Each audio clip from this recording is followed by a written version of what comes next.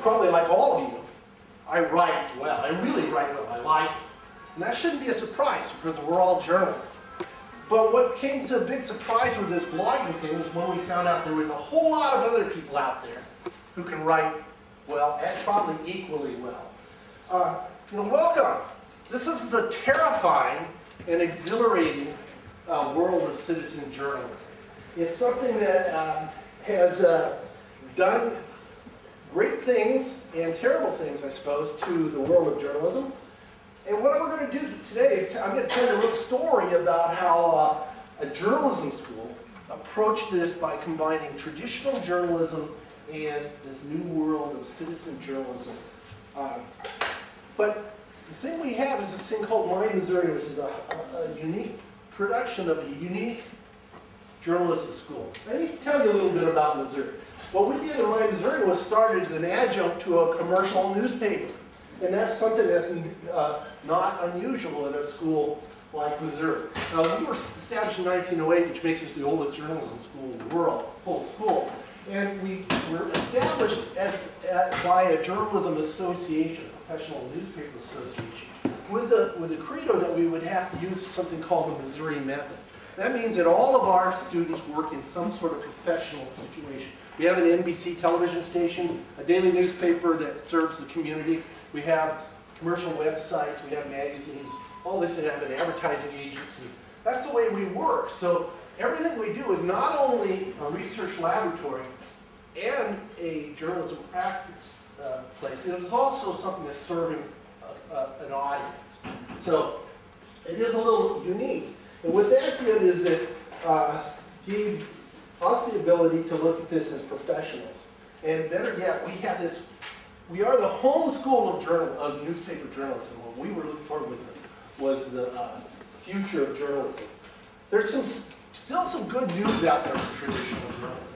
But actually what's happening is people are still reading newspapers, despite all the bad news. We're still in the United States, more than half people read a daily newspaper every day. But the other thing is if you count it the way that the web counts it, which is a weekly cum, or monthly cumulative, it's actually quite high. It's in the 70% of people who will actually read a newspaper sometime. And then some new statistics I just had that I don't have on here is about weekly newspapers. Now it appears that as many people read a weekly newspaper once a week as a daily newspaper. And they usually, if they read a weekly newspaper, they also read a daily newspaper. So we're having a type of readership that's just different than what we had once before. The other thing we have is the baby boomers. And I'm not sure how much that comes over here, but you get people like me whose father was a GI and whose mother was a Londoner, and you result in me. And I'm the whole generation of people who were born after that binge of euphoria right after World War II. And there's a huge number of us. We dominate everything in there. And what's happening is we're actually going through the baby bust now, where we have a bunch of people. We don't have as many people out there. So I'm still the biggest consumer in the United States.